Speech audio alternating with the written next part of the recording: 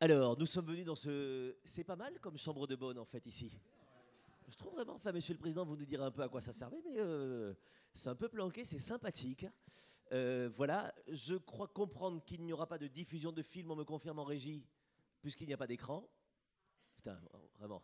J'ai un bac plus 28 en journalisme, donc vraiment, c'est... Voilà. Mesdames et messieurs, bonjour. Pour ceux que je croise pour la première fois, je porte un nom d'oiseau, d'une paire de skis et de poubelles aussi. Je m'appelle Nicolas Rossignol. Leader en oiseau d'abord. Voilà. Journaliste parce que je ne sais rien faire d'autre et surtout parce que je connais rien. Donc voilà, au moins j'ai choisi un métier qui me permettait d'être payé pour apprendre. Ce week-end, on n'est pas du tout payé, mais je suis payé en retour par toute la richesse des interventions, des intervenants, des rencontres. J'espère que, comme moi, vous savourez ce qui se passe ici d'incroyable, dans une morosité ambiante et dans, voilà, dans l'ambiance un peu plombante. Quel bonheur de venir ici se prendre des baffes à quelques idées reçues et de se nourrir un tout petit peu. Voilà, messieurs. En plus, avec vous, on va se projeter sur quelque chose qui est aussi très jouissif, mais il va falloir nous expliquer parce que on va faire semblant, mais on n'y connaît rien. Les expos universels, on ne sait pas du tout à quoi ça sert, donc vous allez m'expliquer, évidemment. J'ai le plaisir de vous présenter à mes côtés Philippe Boutry, d'abord président de l'Université Paris 1, Panthéon-Sorbonne. On est à la maison. Voilà, chambre numéro 14 ici, c'est très très bien. Pour la déco, en revanche, il faudra refaire le fond, mais on s'en parlera tout à l'heure.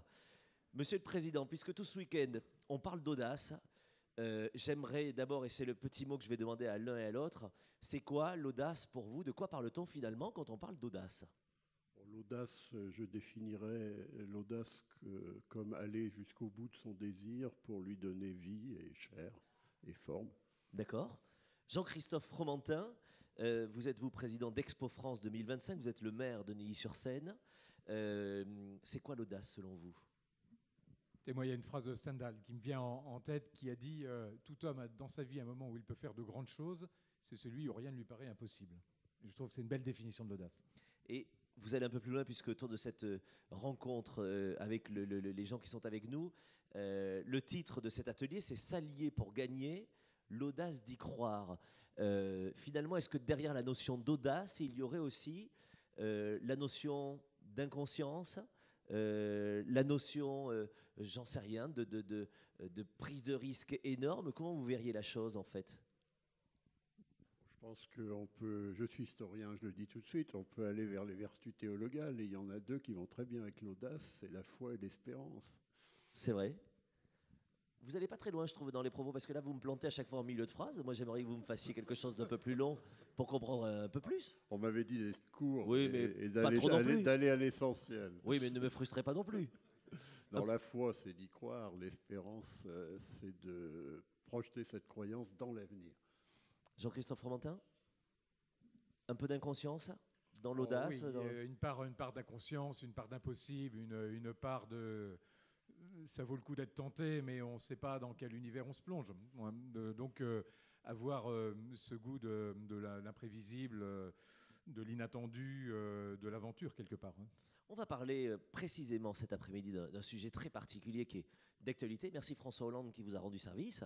Tout le monde ne peut pas le dire, mais là, vous pouvez le remercier.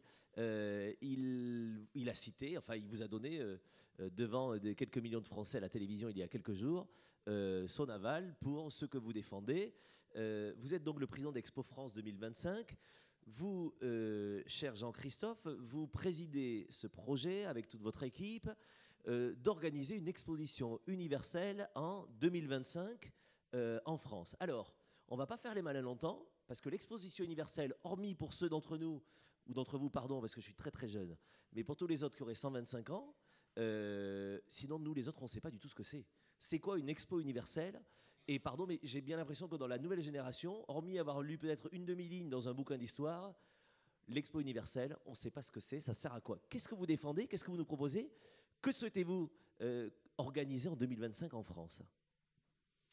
Alors, les expos universelles, sans refaire l'histoire des expos universelles, d'abord, c'est une aventure que la France a partagée, dont elle est même quasiment à l'origine, puisque l'idée des expos universelles est arrivée à la fin du 18e, au 19e, dans ces grandes foires que la France organisait. Et puis, c'est devenu vraiment des expositions universelles au milieu du 19e, avec la première qui a été organisée en 1851 à Londres, la deuxième en 1855 à Paris. Et tout le 19e a été... comme ça, balisé par une grande saga d'expositions universelles, dont la grande de 1900 a été un sommet en termes de fréquentation avec 53 millions de visiteurs et quelques monuments ont laissé la trace qui fait que les Français connaissent quand même un peu les expos universelles, notamment la Tour Eiffel, l'expo du centenaire de la Révolution, le Grand Palais, l'exposition de 1900, l'ex-palais des machines qui était le palais reconstruit au Grand Palais, et puis 2 expos internationales donc de plus petite catégorie en 34 et en 37, dont une, celle de 37, qui a ouvert le Trocadéro et l'ensemble des monuments qui sont autour, Palais de Tokyo, etc. Donc, alors ça sert à quoi en fait? À l'époque, au 19e, quand on lance une expo universelle, quel était le but? Très simple, le monde se donnait rendez-vous. Voilà. Le monde se donnait rendez-vous, le monde a besoin de se parler, de se connaître, le monde a besoin de connaître les inventions, les idées, les projets des uns et des autres et de se parler, tout simplement. Il n'y avait pas à l'époque tous les moyens de communication qu'on a aujourd'hui, donc le monde se donnait rendez-vous dans des pays qui accueillaient ce rendez-vous universel pour partager des perspectives de progrès et en même temps avec une connotation ludique, mais pour passer aussi un moment de convivialité, un moment de paix quelque part. Et donc il y avait plusieurs idées. Le monde se donnait rendez-vous pour échanger sur l'avenir, pour confronter les inventions, les idées des uns et des autres, pour passer aussi un bon moment, un moment convivial, et puis pour permettre aux populations du pays hôte de rencontrer le monde également. Donc il y avait toute une série d'idées qui peuvent paraître un peu surannées, je pense qu'on reviendra dessus dans nos échanges, à l'aune du XXIe siècle, où bien évidemment les moyens de communication ne sont pas ceux qui étaient ceux du XIXe, mais pour autant, est-ce que le monde ne doit pas encore se donner des moments de rendez-vous pour échanger, pour discuter? C'est tout l'enjeu de ce projet. J'essaie de revenir juste pour terminer vraiment sur la base historique de tout cela. On venait du monde entier, à Paris ou à Londres ou ailleurs, pour exposer ses forces. On parlait souvent d'innovation, notamment. On venait montrer ces innovations, ces savoir-faire techniques, industriels notamment. À l'époque, j'essaie que l'on se rappelle de ça parce que c'est aussi primordial dans l'histoire. À l'époque, chaque pays essayait aussi de montrer qu'il était plus costaud que l'autre en faisant fabriquer dans le pays hôte un bâtiment qui resterait évidemment pour plus tard. C'est en tout cas l'image que j'en ai, c'est peut-être une idée reçue, mais chaque pays construisait, c'est ça, un immense bâtiment. Non, c'est arrivé plutôt au XXe siècle. Si on fait très rapidement, au XIXe, c'était surtout des grandes galeries. On a des photos, vous pouvez regarder sur des bases de données, les grandes galeries des machines, le palais Omnibus sur le Champ de Mars. Donc une grande galerie, un grand palais, où tout le monde présentait notamment des machines. La grande galerie des machines, c'était l'épicentre de l'expo universelle. Et il n'y avait pas à ce moment-là de pavillons, très peu de pavillons au 19e. À la fin du 19e, oui, mais au début, non. En revanche, s'intégrait autour de la galerie des machines des cafés, des bars, des lieux de restauration que chaque pays déclinait à ses couleurs et avec ses spécialités. Le café turc, le restaurant indien, le restaurant chinois, etc. Vous voyez, donc, et finalement, ces restaurants, ces bars, etc., étaient vraiment des lieux plutôt de convivialité quand on sortait de la galerie des machines. Et puis, on s'est rendu compte à un moment que le sujet des machines, on en avait fait un peu le tour. Et donc ces grandes galeries ont disparu au XXe, et ce sont ces pavillons, ces cafés qui ont pris le dessus. Et la séquence du XXe siècle, ça a été finalement des séquences où on construisait, chaque pays construisait ses pavillons, avec un peu la dérive que vous évoquez, c'est qui va faire le plus grand, le plus beau, le plus fort, et c'est devenu un élément de rapport de force dans la mondialisation, quelque part. L'université, à l'époque, était très liée à ces expos, à ces démonstrations de force notamment. Pas tout de suite. Sous le Second Empire, les machines sont au cœur de l'initiative, même s'il faut noter que dès l'exposition universelle de 1867, Napoléon III veut exposer les 2 grands peintres, c'est-à-dire Ingres et Delacroix. Par contre, la Troisième République prend davantage en compte les universités, et en particulier en 1889, l'exposition universelle, qui est l'apogée de la Troisième République débutante, coïncide avec le premier centenaire de la Révolution française. Il y a donc un discours politique extrêmement fort auquel participe la Sorbonne, puisque c'est pour l'exposition universelle qu'est créée la chaire d'histoire de la Révolution française, pour la première fois, qui existe toujours à Paris 1, en 1886, et c'est la ville de Paris qui la finance. D'accord. Alors, c'était important qu'on puisse imaginer tout cela, parce que finalement, j'entends bien à quoi cela servait quand on parle du 19e, du 20e. À quoi ça sert de se lancer dans un projet Expo France pour 2025, dans un monde, vous l'avez souligné vous-même, où non seulement la communication a totalement changé, les outils sont incroyables, les moyens de transport sont incroyables aussi. Finalement, puisqu'il y a la Foire de Paris et le Salon international de l'agriculture, pourquoi est-ce qu'on irait monter un énième truc, Expo universelle à Paris en 2025, si ce n'est pour dépenser de l'argent que nous n'avons pas? Ou pour en faire dépenser à ceux dont l'argent ne serait très utile. Oui, exactement. Non, je crois, Vous voyez derrière ma question qui pique, évidemment, c'est les idées reçues que l'on peut avoir, et je suis là pour prendre des claques virtuelles, s'il vous plaît, à mes idées reçues. Racontez-moi. Pour la même raison que celle que j'évoquais tout à l'heure, c'est-à-dire que peut-être plus que jamais, justement, le monde a besoin de se donner des moments de rendez-vous pour faire le point. On voit bien le climat de tension qu'il y a aujourd'hui dans nos pays, dans notre pays, dans le monde, en Europe. Le 21e siècle, le changement de modèle, les changements de modèle économique, l'émergence de nouveaux pays, les nouveaux rapports de force créent des tensions, créent des fractures, créent des fragmentations, créent finalement une espèce d'atmosphère de défiance dans le monde qui n'est pas compatible avec la prospérité, avec le bonheur, avec toute une série de valeurs dont la France et d'autres pays sont des grands promoteurs historiques.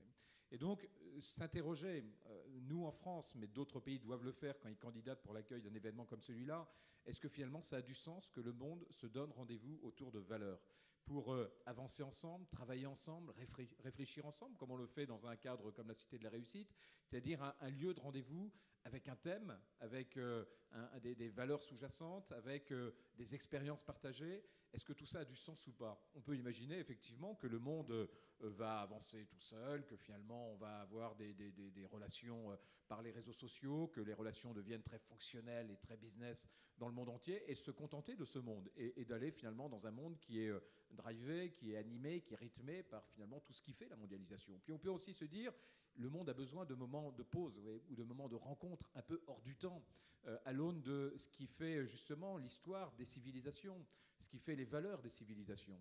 Et je crois que la France, elle a besoin et elle a la capacité à donner un grand rendez-vous comme ça. Parce que notre culture, notre histoire, notre rayonnement, notre crédibilité aussi dans le monde est portée par tout ce que la France a animé dans le débat intellectuel, dans le débat culturel, dans le débat économique, dans le débat social. Et que je pense que dire à nos amis du monde entier, venons, retrouvons-nous en 2025, prenons un thème, essayons de réfléchir et de regarder quelle est la modernité des civilisations, quel est le système de relations, et de dire à la jeunesse d'aujourd'hui, vous avez aussi la main sur ce temps, sur cette séquence, sur ce long terme, et construisez-le. Ne nous laissons pas tous pris par le rythme, le quotidien, le court terme qui envahit toutes nos sociétés.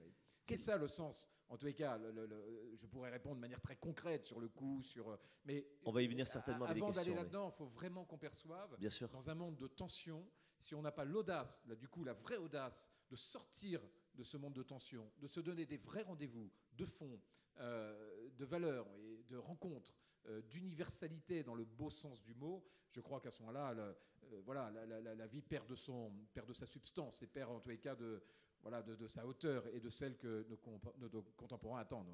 Comment faites-vous pour imaginer qu'un événement comme celui-ci puisse être un événement fondateur, un événement utile et concret? On va faire l'année prochaine un rendez-vous autour du climat avec le monde entier qui vient se réunir. On sait d'ores et déjà, et on peut se le signer, qu'il ne servira à rien, qu'il ne va rien ressortir, et que tout le monde, la main sur le cœur, va dire c'est formidable, je m'engage, machin, personne ne le fera. Et 10 ans après, personne ne leur dira quoi que ce soit, parce que tous nos rendez-vous autour de thématiques, je parle du climat, je parle d'autre chose, pardon, je fais exprès l'avocat du diable, vous pourrez revenir là-dessus, mais qu'est-ce qui fait qu'aujourd'hui, vous pouvez nous dire que vous allez faire quelque chose en 2025 qui va être fondateur, qui va être concret, qui va servir à quelque chose? Est-ce que d'ores et déjà, vous travaillez sur Expo France pour que finalement, ce ne soit pas juste un truc d'happy few qui vont dépenser quelques milliards juste parce que quelques intellos se seraient réunis pour se faire plaisir? Pardon, je fais exprès de prendre toutes ces images-là, mais voilà, comment est-ce que finalement, vous pourriez nous prouver que vous allez faire un truc totalement différent de ce qui se fait déjà et qui finalement ne sert à rien?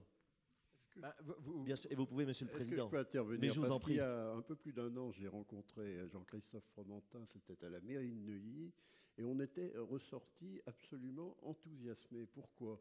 Parce que dans ce projet, il y avait d'abord une place pour la jeunesse. Et c'est bien, je crois, la première fois qu'une exposition universelle, au moins en France, associe aussi étroitement les universités et les grandes écoles à son projet, et je crois que le mérite vous en revient. Et depuis, il y a eu des étudiants mobilisés dans les 6 ou 7 établissements partenaires de l'exposition. Et j'ai bien vu l'enthousiasme des étudiants, au moins à Paris 1, mais j'ai pu le constater ailleurs, avec une inventivité extraordinaire pour se projeter dans le temps, sans regarder en arrière, sans regarder vers les modèles qui ont pu exister, mais en essayant de se saisir de cette orientation vers les nouvelles technologies, qui est au cœur du projet 2025, et en essayant aussi de le nourrir de valeurs. Par exemple, le thème de l'hospitalité est venu par les étudiants de Paris 1, et ce n'est pas nous qui leur avons indiqué. Bien sûr. Ils s'en sont emparés tout de suite.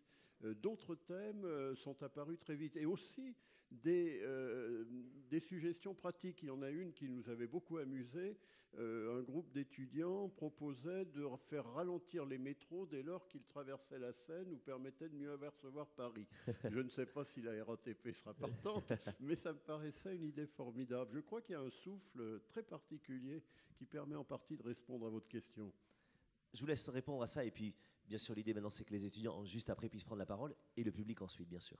Et votre comparaison avec les sommets, un sommet comme le climat et d'autres sommets est assez intéressante. En fin de compte, vous savez, vous avez deux logiques dans un événement, dans un grand projet comme celui-là, une logique qui part du bas et une logique qui part du haut. Et oui.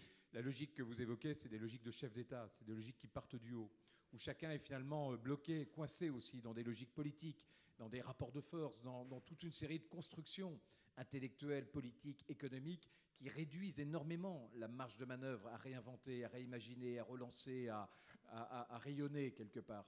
Alors que tout le projet Expo France 2025 et ce qui vient d'être dit est extrêmement important sur la place des étudiants, c'est justement de dire notre logique elle part du bas. Et cette logique qui part du bas, elle doit imprégner depuis la genèse du projet jusqu'au projet en lui-même. Voyez. Et moi, je suis convaincu que si la France accueille 50, 80 millions, 100 millions peut-être de visiteurs en 2025, c'est par les millions ou les dizaines de millions de micro-relations, de connexions, de contacts, que finalement, sur la base d'un thème, d'une matrice bien organisée, se fera une création de richesse. Bien sûr. Et que des jeunes, des étudiants, des adultes demain qui se rencontreront en France en 2025 pour travailler sur ce thème, coproduire des idées, avancer sur le fond, finalement, ils ne seront pas engoncés dans un rôle politique, dans une rigidité politique, ils seront libres. Ils viendront libres. En plus, ils pourront, personne ne les obligera à venir. Ils viendront parce qu'on saura les attirer. C'est pour ça que l'importance des jeunes aujourd'hui est fondamentale. Et ils viendront construire ces micro-relations qui font finalement le substrat d'une société. Et c'est, je crois, dans cette philosophie, un projet qui part du bas et non pas un projet qui part du haut, qu'on a la vraie différence entre les sommets que vous évoquez. Et parmi les points forts, il y a notamment le point fort aussi de mettre en avant les régions et de faire en sorte que ça parte des régions de partout en France, parce que vous les mettez dans ce joli projet. Et puis il y a ce mot que vous n'avez pas prononcé, mais qui est sous-jacent dans tout ce que vous nous dites, c'est le collectif. Parce que tout part justement de ce collectif-là et part du bas de la pyramide. On va donner la parole à des étudiants qui ont préparé cette rencontre, qui sont intéressés à ce sujet. Avant de vous laisser la parole à tout le grand public qui est venu en curieux aujourd'hui, je voudrais que les étudiants partagent avec nous leur sujet de réflexion. Mesdemoiselles et messieurs, pour une fois, ils ont inversé l'ordre ici. Il n'y a que des femmes et un bonhomme tout seul au milieu, et c'est très bien. Bravo, jeune homme. Qui prend la parole en premier? Allez-y, je vous en prie. On va vous laisser le micro au premier rang. Ne vous bagarrez pas. Mademoiselle, je vous invite à vous présenter. Bonjour. Bonjour. Puisqu'il faut une première question, je m'appelle Cécile Pépin, je suis étudiante en 3e année de sciences politiques à la Sorbonne. Je suis jeune engagée. Je suis très attachée à la place de la jeunesse, notamment dans les partis politiques, dans les associations. Et à l'heure, vous parlez de la jeunesse et des rencontres de la jeunesse. À l'heure où maintenant je prends mon téléphone, je peux envoyer un tweet à l'autre bout du monde, que ce soit à New York, à Tokyo, à Canberra. Comment est-ce que vous espérez inclure les jeunes d'aujourd'hui, qui auront 30 ans ou plus en 2025? Comment est-ce que vous comptez leur donner une place aujourd'hui en tant que jeunes et continuer à les associer à ce projet tout au long finalement de 10 ans de leur vie? Écoutez, voilà, pour l'instant, on a démarré en associant une dizaine de grandes écoles et universités à ce projet. Et en confiant à ces grandes écoles, universités, donc à ces étudiants qui ont entre 20 et 25 ans aujourd'hui, non pas un morceau du projet, mais tout le projet. Oui. Il y en a qui travaillent en ce moment sur le thème, d'autres qui travaillent sur le modèle économique, d'autres qui travaillent sur les territoires, d'autres qui travaillent sur la stratégie d'influence et de communication dans le monde, puisqu'il faudra faire une grande campagne électorale dans le monde entier, aller convaincre 170 pays de voter pour la France. Et donc, les jeunes sont vraiment la base de la réflexion sur le projet. Nous, avec nos partenaires, avec la Sorbonne, avec les grandes entreprises françaises, avec les politiques qui se sont impliqués dans ce projet, on ne fait que le cadre et le contenu, c'est à votre génération de le faire. Et ça, c'est obligatoire pour 2 raisons. Parce qu'une expo universelle, c'est se projeter. Et se projeter, on se projette mieux dans l'avenir quand on a d'abord cette espèce de liberté, d'envie d'absolu, de capacité, de potentiel, finalement pas encombré par toutes les scories qu'embarque la vie. Donc les jeunes de 25 ans l'ont forcément plus déjà que nous. Ensuite, parce que vous êtes vous-même à l'articulation d'une grande transformation du monde, de la société, de l'émergence de nouveaux pays, de nouveaux modes de communication, et que plus on est jeune, plus finalement on comprend ces outils. Nous, on les utilise comme pour leur fonctionnalité. Vous les avez beaucoup plus intégrés dans une manière de vivre. Et donc, monter une opération à 10 ans, il faut qu'on aille chercher le plus en amont possible, finalement, cette capacité à se projeter. Et puis, le dernier élément plus politique, c'est que, et là je parle plutôt comme parlementaire ou comme homme politique, c'est que quand on fait le point de tout ce qu'on est en train de laisser à votre génération, celle de mes enfants, celle de nos petits-enfants pour certains, etc., on se dit on laisse quoi? On laisse 2000 milliards de dettes, on laisse 2500 milliards d'engagements hors bilan en plus des dettes, on laisse peu de réformes de structure, on laisse finalement une incapacité extrêmement importante à muter, et à faire évoluer nos modèles économiques, nos modèles sociaux, etc. Et donc, je pense qu'on a le devoir, tous ceux qui sont aujourd'hui aux manettes, dans les universités, dans l'économie, dans la politique, d'essayer d'envoyer comme ça quelque chose, aussi petit que soit-il. Oui, c'est qu'un événement, mais en même temps quelque chose qui vous projette aussi plus loin, oui, qui fasse qu'on construise avec vous et pour vous l'avenir. Et ça, je pense que la matérialité de l'Expo universelle va bien au-delà. C'est à la fois un vecteur d'espérance, un vecteur de mobilisation, un vecteur de réconciliation dont la France et votre génération a vraiment besoin. Et dans sa question, il y a quelque chose d'intéressant, puisque finalement, vous avez une partie de la réponse, parce qu'il est peut-être même plus simple de se projeter dans un événement palpable, puisqu'on sait que c'est dans 10 ans, si jamais vous êtes élu, bien sûr, plutôt que parfois de s'engager en disant je vais sauver le monde, mais on ne sait pas à quelle échéance, on ne sait pas si ça va prendre toute une vie, etc. Et peut-être que ce palier-là de 10 ans est intéressant. Juste avant de donner la parole aux autres, qu'on comprenne bien, c'est donc une candidature, on va les draguer, on ne fait pas comme les Jeux Olympiques, on ne met pas de bec chiche sous la table, j'espère. Vous allez les draguer, et qu'est-ce qui se réunit, quand, comment, sous quelle égide, à quelle date on le saura? Alors, très rapidement, donc depuis 1928, il y a une structure qui s'appelle le BIE, le Bureau international des expositions, qui est une structure publique internationale, dont le siège est à Paris depuis 1928. C'est l'équivalent du CIO, sauf que le CIO est privé, oui. Le BIE est public. 170 pays sont membres de cette organisation intergouvernementale. Et donc, on doit déposer le dossier en 2016, donc dans un an, un peu plus d'un an. Ensuite, on doit se lancer dans un roadshow, dans une campagne mondiale pour rencontrer des chefs d'État, des chefs de gouvernement, des ministres et autres, et leur dire il faut que votre pays vote pour la France, et le vote aura lieu à l'automne 2018, à Paris, probablement à l'OCDE, c'est là où il y a le vote. Et là, on attendra tous très angoissés que la France soit choisie, soit élue hôte de l'Expo universelle de 2025. La première fois, ce sera la première fois depuis 1900, donc un très grand moment pour le pays. Vous n'hésitez pas, Monsieur le Président, d'intervenir quand vous le voulez, bien sûr. Mademoiselle, bonjour. Bonjour, William Kadouri, doctorante en gestion à Paris 1. On a vu que l'Expo a eu le soutien de beaucoup d'entreprises privées. Pouvez-vous dire que ça va donner lieu à un nouveau type de partenariat public-privé qui sont en train d'accumuler les échecs? Alors, ce n'est pas un partenariat public-privé au sens juridique du mot, de ce qu'on appelle un PPP dans le jargon juridique, vous le savez, mais je pense que c'est effectivement une bonne articulation entre tous ceux qui ont un rôle dans une société comme la nôtre, c'est-à-dire les entreprises, l'État, les territoires, les politiques, les universitaires. L'idée, c'est, dans un projet comme celui-là, que chacun soit à sa place, pas ailleurs, pas plus, pas moins, mais que chacun tienne son rôle. Les entreprises, il est clair qu'elles ont un intérêt à ce que le monde se donne rendez-vous en France en 2025 et qu'on a besoin d'elles également pour porter le message pendant 2 ans dans le monde entier parce qu'on le sait, nos entreprises ont des très belles images, ont des filiales dans le monde entier. Des réseaux incroyables. Des entreprises très internationales. Donc c'est un fantastique vecteur de promotion finalement d'une candidature française. On sait que les Chinois ont gagné à Shanghai en 2010 parce que l'enjeu pour les entreprises du monde entier de rencontrer les Chinois, 70 millions de Chinois à l'expo de Shanghai, c'était un enjeu économique. Donc les entreprises ont un rôle, elles ont un rôle dans le financement, elles auront un rôle et une place à occuper dans la promotion et dans l'organisation de l'Expo universelle. Et ensuite, chacun doit jouer son rôle. Les universités, les jeunes, les étudiants sont dans leur rôle à réfléchir, à construire le concept. Les politiques sont dans leur rôle à créer du consensus. Vous voyez, moi, j'ai eu l'immense satisfaction il y a une semaine de voir que le rapport parlementaire, au bout d'un an, a été voté par tous les députés, de tous les groupes, sans aucune réserve. Je peux vous dire que c'est rare, c'est la première fois dans la mandature qu'une grande mission comme ça génère un tel consensus. Donc les politiques qui fabriquent le consensus qu'ils n'ont pas l'habitude de faire.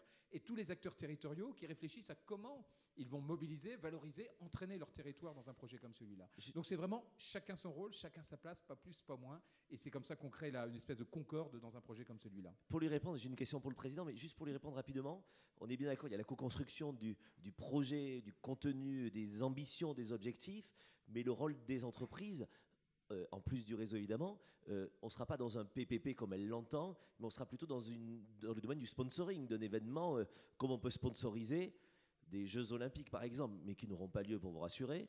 Mais voilà, enfin, ça peut être ça aussi, enfin, pour lui expliquer oui, qu'on n'est pas dans le juridique d'un PPP, mais qu'on est plutôt dans du sponsoring, de la com. Si vous voulez, pour être très cru et très direct, oui. Aujourd'hui, les entreprises qui sont dans le pôle fondateur Expo France 2025, à la fois amènent un financement pour financer la pré-candidature, amènent aussi de l'apport en industrie, puisque aux côtés des étudiants, elles ont délégué des spécialistes en R&D, en développement, en prospective pour travailler sur le projet. Et puis certaines entreprises comme RATP, SGP, Aéroport de Paris, etc., travaillent d'ores et déjà sur des éléments de liaison, d'organisation, de connexion. Et ensuite, les entreprises auront un deuxième rôle, c'est-à-dire diront voilà, quel rôle et quelle mission et quel projet j'ai envie d'embrasser dans cette organisation. Et là, on a une deuxième séquence de dialogue à mener avec elles, plus près peut-être du sponsoring à certains égards. Si je puis continuer justement sur cette ligne, il se trouve que je reviens de Shanghai.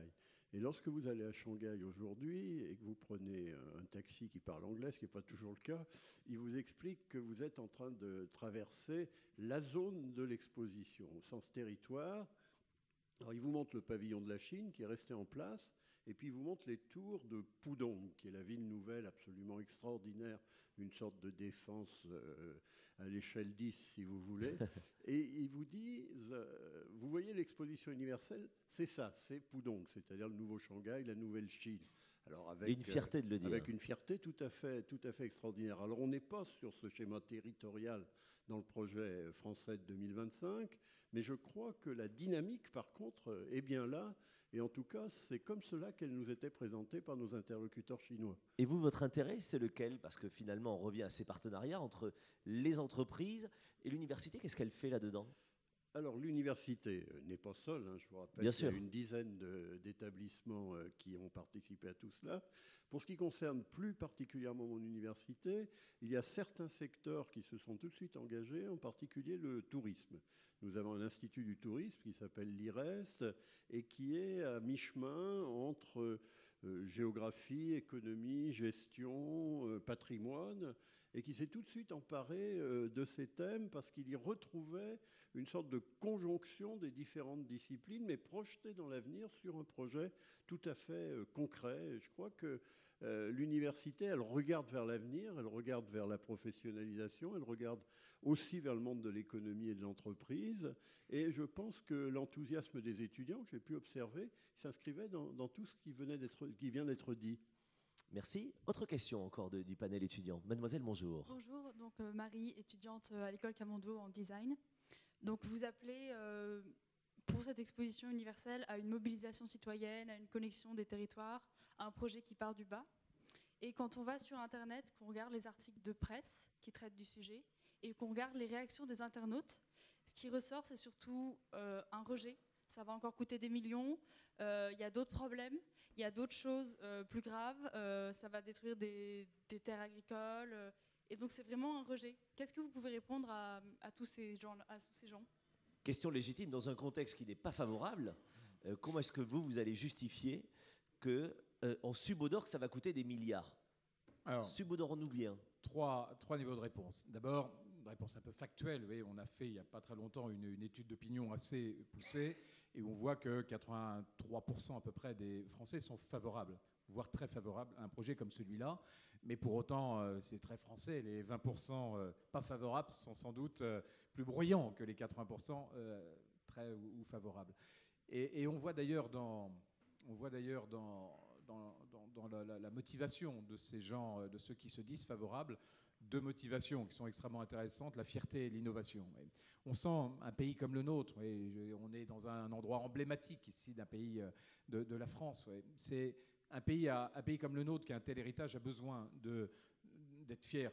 Et la fierté est un moteur. Et moi, je n'ai pas été complètement étonné de voir l'appétence des Français pour un projet comme celui-là. Permettez-moi, Jean-Christophe, ne peut pas se Jean-Christophe. résoudre à ça. Le deuxième élément... Oui, mais juste là, pardon, c'est important. C'est que les sondages, on leur fait dire ce que l'on veut. Parce que 83%, si on regarde dans la salle ici, moi j'ai entendu parler d'un projet Expo Universel, mais je ne sais pas ce qu'il y a derrière. Donc, sur le principe, je veux dire, bah oui, parce qu'il y a le sondeur qui m'appelle, genre, bah oui, bingo. Mais si derrière, vous me donnez tous les détails, parce que ma mère, si vous la questionnez, elle va vous dire oui, sauf qu'elle ne sait pas ce qu'il y a dedans, elle ne sait pas combien ça coûte. Et à ce moment-là, le jour où on aura vu et le budget et le contenu, peut-être qu'on va dégringoler des 83%. Je fais exprès, mais comment est-ce que vous répondez à ça? Alors, le deuxième élément, pour reprendre le thème, c'est que je pense qu'il faut avoir l'audace d'être à contre-courant. Si quand bien même, on était convaincu que les 2/3 des Français ne voulaient pas d'Expo universelle, ne voulaient pas de ce grand événement.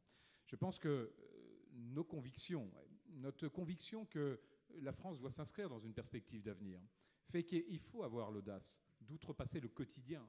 Le quotidien nous rabaisse, nous tire vers le bas tous les jours et nous ramène à des éléments de réaction, à des éléments de conflit, à des éléments de tension en permanence. Et je pense qu'une société qui n'a plus cette audace du long terme, cette audace de préparer l'avenir, cette audace justement d'oser être à contre-courant, est une société qui se délite. Parce qu'on a bien entendu, et l'historien, le président de la Sorbonne pourra nous le dire bien mieux que moi, mais une société qui n'est pas en capacité de construire l'avenir pour les générations suivantes est une société qui meurt. Et si on n'avait pas eu l'audace du progrès dans la deuxième partie du 19e, le 20e n'aurait pas été cette période de prospérité économique qu'elle a été aujourd'hui et dont on a les bénéfices encore, nous, de notre génération. Bien sûr. Ensuite, sur le modèle, bien entendu, il y a, quand on dit un grand événement, alors qu'on a 2000 milliards de dettes et 4%, près de 4% de déficit, en tout cas, il va continuer malheureusement dans cette trajectoire, il faut construire un projet nouveau. Donc on ne va pas faire l'expo de Shanghai version française. On ne fera pas l'expo de Dubaï 2020 version française. Oui. On fait une nouvelle expo, dont le sens n'est pas d'ailleurs d'exposer, mais de vivre et de partager une expérience. Et toute la base de notre projet, c'est d'utiliser l'existant, de dire on ne va pas construire des milliers de monuments, on a ce qu'il faut. On a la Sorbonne, on a la Tour Eiffel, on a le Grand Palais, on a les gares du Grand Paris, on a des métropoles, on a des palais des congrès. Donc pas de dépenses en construction. Tout ce qu'il faut. Donc partons de l'existant.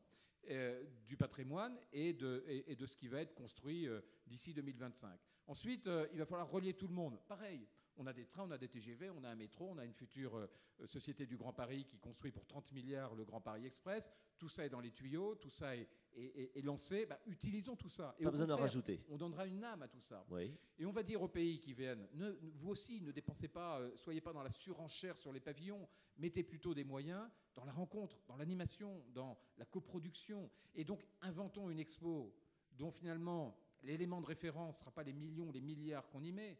Inventons une expo où l'élément de référence, ça sera justement le fond, l'intelligence, la raison, l'échange d'expériences, la coproduction. Oui. Et donc, on est sur un modèle dont on espère bien qu'on tirera des bénéfices, et des bénéfices pour financer des rénovations de patrimoine, bien des sûr. extensions, de l'innovation, et non pas qui sera justement un trou supplémentaire dans les finances publiques. Cela dit, si les Qataris, les Émiratis et les Chinois veulent faire construire des trucs qu'on va garder après, vous dites oui. Hein. Comme ça nous servira. Ils nous construisent des gares du Grand Paris, mais, très bien. Bien sûr, évidemment. On fera un pavillon pour eux pendant 6 mois. Profitez, voilà, si vous pouvez endormir tout le monde. Juste pour aller un peu plus loin, cette question, en fait, finalement, elle est légitime. Est-ce que la société aujourd'hui est capable d'accepter des choses qui, finalement, vont être, j'allais dire, impalpables, parce que matériellement, on va dépenser beaucoup d'argent, mais pour quelque chose qui est plus du domaine de l'intellectuel, du partage, etc. Comment l'universitaire que vous êtes ressent et cette question et parfois la hantise des Français ou même l'accueil un peu froid de la population? Je crois qu'il faut partir aussi de l'immense capital de sympathie qu'exerce la France à l'étranger et de fascination. Alors, les Français sont même pas toujours très dignes de l'attente que les étrangers ont vis-à-vis d'eux. Ça, c'est vrai. Mais, on ne parle pas que des taxis, en plus, oui. Il est très frappant, et c'est pour ça d'ailleurs qu'il faut mettre l'hospitalité au cœur de cette initiative. Mais je crois que l'idée, c'est de renvoyer une image de la France qui soit magnifiée, qui soit plus hospitalière, disons-le, mais aussi plus ouverte, qui permette aussi de bousculer un certain nombre d'idées reçues, notamment dans les pays anglo-saxons, et en même temps de valoriser toute cette construction culturelle et historique qui existe depuis très longtemps dans des pays très lointains. Il est assez étonnant de prononcer le mot Sorbonne en Chine ou en Russie ou en Amérique latine. À la fois, on se sent très indigne parce qu'on se dit on n'est peut-être pas cette université parfaite, surtout dans ces temps de vache maigre qu'on imagine, mais en même temps, ce capital culturel, et non seulement culturel, mais économique, et je dirais social, parce qu'il y a aussi l'idée de vivre à la française, qui est extrêmement forte à l'étranger, je pense que c'est vers là qu'il faut faire venir l'opinion mondiale. Il y a un écueil particulier, et ensuite on continue avec les étudiants, dans ce qu'elle vient de dire là, c'est qu'il ne faudrait pas que cette expo universelle fasse beaucoup plus plaisir aux gens de l'extérieur, et que nous, Français, tellement Français que nous sommes, en gros, on s'en fout royalement. Vous voyez ce que je veux dire ? C'est parfois l'écueil que l'on pourrait avoir. Il n'y a pas beaucoup de crainte, parce qu'un pays qui n'a pas envie d'accueillir une expo universelle ne gagne pas la compétition qu'est l'expo universelle. Mais est-ce qu'on saura, nous, bien l'exploiter en tant que citoyens ? Vous allez nous accompagner pour ça. Le succès ou l'échec le radie, vous voyez. C'est-à-dire que quand le Bureau international des expositions, et c'est pareil pour les Jeux olympiques souvent, mais peut-être encore plus pour une expo, parce que ça dure 6 mois, et puis le modèle qu'on veut va se réinvestir dans l'ensemble du pays. Mais vous voyez, quand vous dites on va donner rendez-vous au monde, et que ceux qui sont chargés de contrôler, d'inspecter, de suivre notre candidature voient que le pays n'a pas envie, vous ne l'avez pas. Et donc tout le défi qu'on a depuis 3 ans et qu'on va avoir pendant les 3 ans à venir, et puis après, je l'espère, c'est que la France ait envie d'accueillir. Si elle n'a pas envie, il y aura un rejet, on ne gagnera pas, on n'ira peut-être même pas au bout du dépôt de dossier. Et donc tout notre défi, c'est pour ça qu'on est parti d'en bas. Et si on est parti d'en haut, quand vous avez des élites qui ont 90% de taux de défiance, c'est même pas la peine. Et vous plombez le projet dès le départ.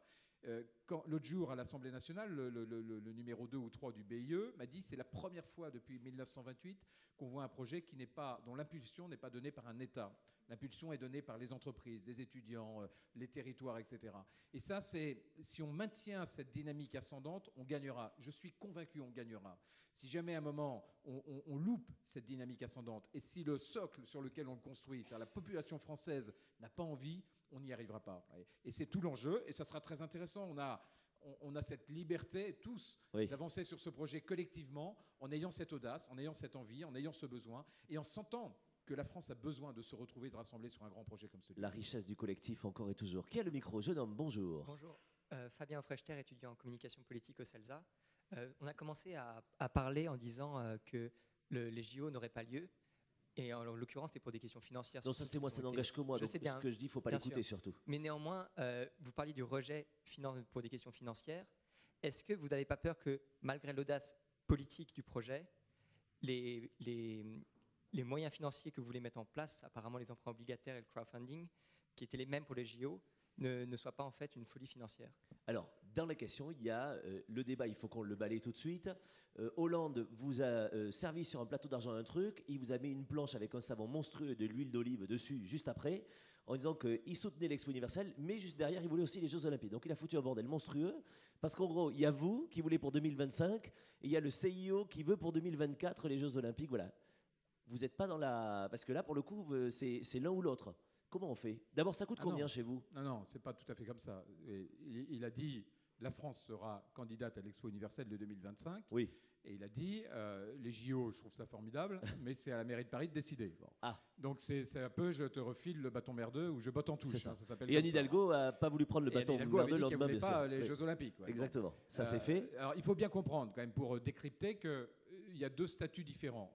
Une Expo universelle, c'est le président de la République qui signe l'engagement, qui dit voilà, nous, France, République française, on veut être candidat. C'est le président de la République qui signe, donc on ne peut pas engager une candidature sans le président de la République, puisque c'est une organisation intergouvernementale.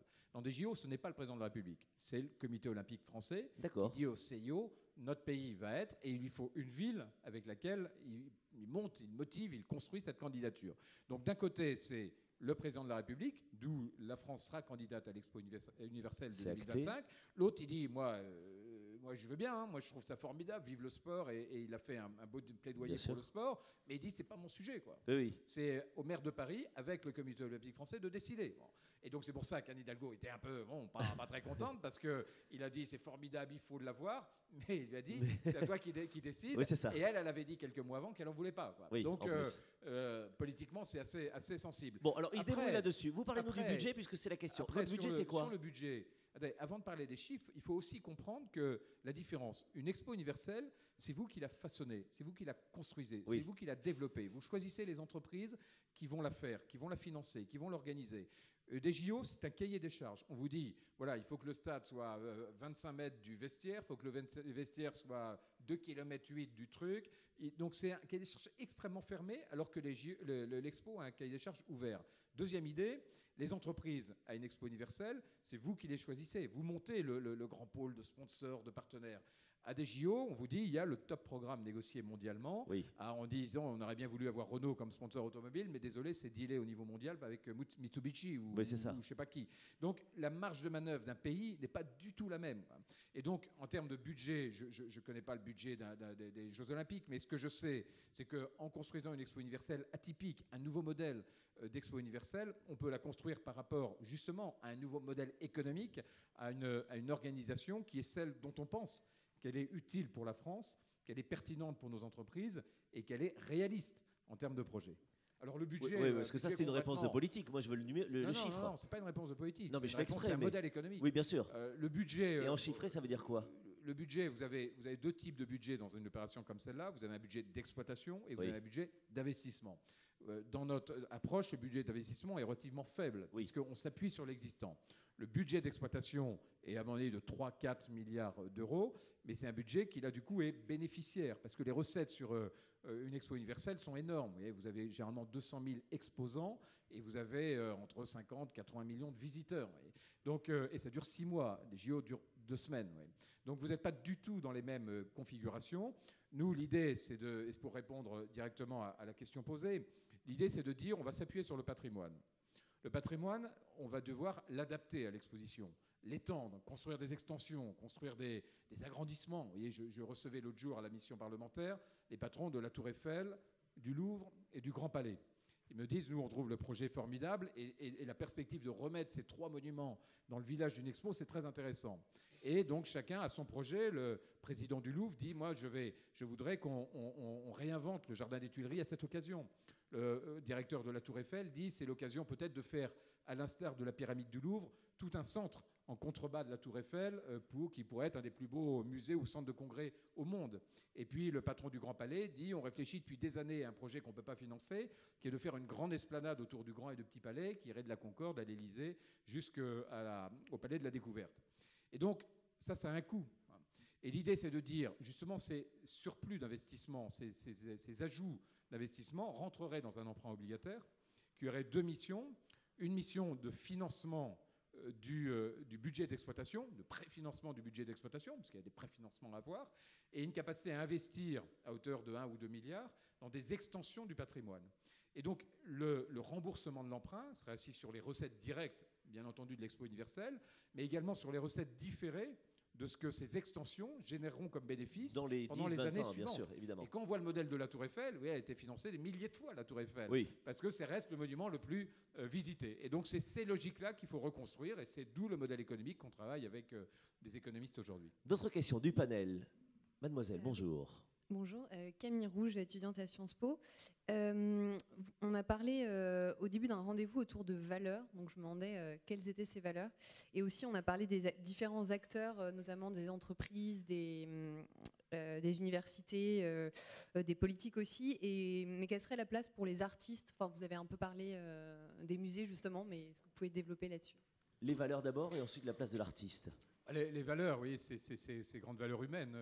Quand on parle de l'hospitalité, l'idée extraordinaire des étudiants de la Sorbonne, l'hospitalité en soi, vous voyez, ça ouvre toute une série de réflexions sur des valeurs, la valeur de l'accueil, la valeur des cultures, et comment, justement, et ça répond à votre deuxième question, l'hospitalité au XXIe siècle, l'accueil, c'est non seulement savoir accueillir l'autre, avec tout ce que ça peut générer comme réflexion, comme débat et comme concrétisation, mais aussi dire avec quoi on va accueillir l'autre, comment. Et si tous les pays sont les mêmes, toutes les avenues sont les mêmes, toutes les enseignes sont les mêmes, toutes les architectures sont les mêmes au XXIe siècle, parce qu'on est dans un risque de standardisation, bah, l'accueil, il n'y aura plus aucun intérêt. Vous n'irez pas dans une ville, vous voyez, quand on a peu voyagé, moi je me rappelle d'une période où je voyageais beaucoup, puisque je m'occupais de développer mon entreprise à l'international, et puis vous tournez dans les pays, puis il y a des matins, vous avez peut-être certains connu ça, vous réveillez dans une tour, dans un hôtel, dans un pays du monde, et vous avez mal ou bien dormi, et vous dites je suis dans quelle ville. Vous regardez par la fenêtre, et puis finalement la ville, bah, vous n'arrivez pas à voir dans quelle civilisation, dans quelle ville vous êtes. On l'a un peu à Shanghai, on l'a en Amérique du Sud. On se réveille, on dit attends, je suis où là? Je suis encore à Shanghai ou je suis à Buenos Aires, vous voyez. Et finalement, on se dit, mais attention, si le monde demain se standardise, si on voit partout la même chose, l'accueil n'aura plus de sens. L'accueil n'aura plus beaucoup de sens, moins de sens. Et donc, faire de l'Expo universelle autour de ce thème et de cette valeur de l'hospitalité, comment finalement dire aussi aux cultures, grâce aux technologies notamment, d'avoir cette fierté, d'avoir cette capacité à entretenir ce qui fait qu'un pays est différent de l'autre, qu'un territoire est différent de l'autre, c'est une valeur fondamentale nécessaire dans la mondialisation et qu'une Expo universelle pourrait complètement revisiter dans son projet. C'est la seule valeur ? L'hospitalité, ou est-ce qu'il y en a d'autres dans le projet, en gros? L'idée, c'est qu'il faut avoir un thème. Oui, et le thème, c'est l'hospitalité. Non, le thème ne sera pas l'hospitalité comme ça. Le thème, c'est une expression de l'hospitalité qu'il faut trouver. Ça sera un grand sujet de débat. Oui. Mais d'ici 6-8 mois, il faut qu'on ait une phrase qui soit déclinable et compréhensible dans toutes les civilisations, qui dira ce que je viens d'expliquer. Et ça peut aller encore plus loin, mais on a envie de vous accueillir, on a envie de montrer que chaque culture en soi, l'ambition pour chaque culture est un geste d'accueil. La France, quand elle entretient son patrimoine, elle ne le fait pas que pour elle. Elle le fait aussi parce que pour le monde, venir en France voir son patrimoine, c'est un élément d'accueil. Et cette valeur, c'est une valeur de civilisation extrêmement intéressante. Dire au monde, par une expo universelle, mettez en avant cette valeur culturelle qui est finalement la diversité du monde, c'est fondamental et je crois que c'est un des grands gestes du XXIe siècle. Et j'ajoute que dans mon université, l'autre secteur avec le tourisme qui a été passionné par le projet, c'est ce qu'on appelle les arts plastiques, c'est-à-dire les justement, arts on en vient à la question des artistes et intellectuels. La France, c'est le pays de la FIAC. Au point de vue mondial, vous savez que c'est vraiment capital. C'est le pays de la mode, c'est le pays du design, c'est le pays de beaucoup de productions contemporaines dans le thème artistique qui vont pouvoir se greffer sur un passé qui est lui-même extraordinairement riche sur le plan artistique, musical, j'en passe, et des meilleurs. Donc la place des artistes, elle est en filigrane partout dans tout le projet Oui, elle est dans la construction du projet. Même. Déjà. Elle est vraiment, je pense que le projet se construira aussi avec des gestes artistiques, avec une ambition culturelle. Donc vous avez peut-être été voir l'expo 1900 qui est au Petit Palais. Je vous invite, je ne sais pas si elle est terminée ou elle est sur le point de se terminer, mais c'est extrêmement intéressant. C'est justement la place des artistes dans l'expo de 1900 et on voit à quel point ils ont contribué au succès de cet événement. Bon, déjà, si ça peut avoir une vertu d'apprendre l'hospitalité à nos chauffeurs de taxi, nos commerçants, nos serveurs aveyronnais dans les bistrots et les rendre un peu plus sympas et plus serviables, déjà, voilà. Mais ça vous laisse 10 ans pour rééduquer toute une population, il y a du boulot. D'autres questions encore le panel avant de laisser la parole à la salle? Mademoiselle, de nouveau. Oui, alors je vais me lancer dans une question un peu polémique. Vous avez parlé de l'importance des territoires. À un moment, je sais que vous êtes très engagée dans ce sujet, vous êtes présidente de Territoire en Mouvement, à un moment où on est en plein dans la réforme des régions, des départements, où les conseils généraux, les conseils de département, enfin, personne n'est d'accord avec la réforme que veut faire le gouvernement. Quelle est la place des territoires aujourd'hui et quelle peut être leur place dans les 10 années à venir dans ce projet, sachant qu'on a un gouvernement qui est en train d'essayer de modifier la carte de France telle qu'on la connaît aujourd'hui? Ça, c'est une question compliquée. Régalez-vous. La relation entre la réforme territoriale et l'Expo universelle n'est pas facile à faire. Parce que pour le coup, vous avez travaillé avec tous les territoires justement pour les valoriser. Alors, dans les tout premiers partenaires qu'il y a eu sur l'Expo universelle, il y a eu l'Association des maires de France. Et on s'est dit, en fin de compte, oublions un moment les départements, les régions, la réforme territoriale, les services déconcentrés de l'État, toutes ces espèces de magma finalement en transformation. Allons à l'essentiel. Allons là où il y a finalement notre enrichissement culturel, gastronomique, artistique, notre patrimoine. C'est dans cette échelle que sont nos 36 000 communes. Alors certains diront, mais trop nombreuses, peu importe. C'est quand même l'histoire de France. Même.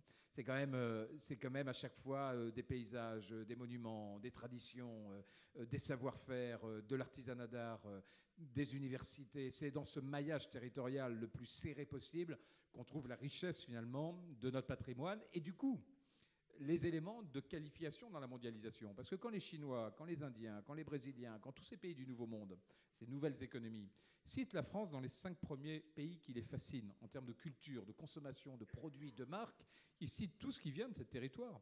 Tout ce qui vient de la profondeur, du cognac à Cognac, de la viande de Charolais, du Mont Blanc à Chamonix.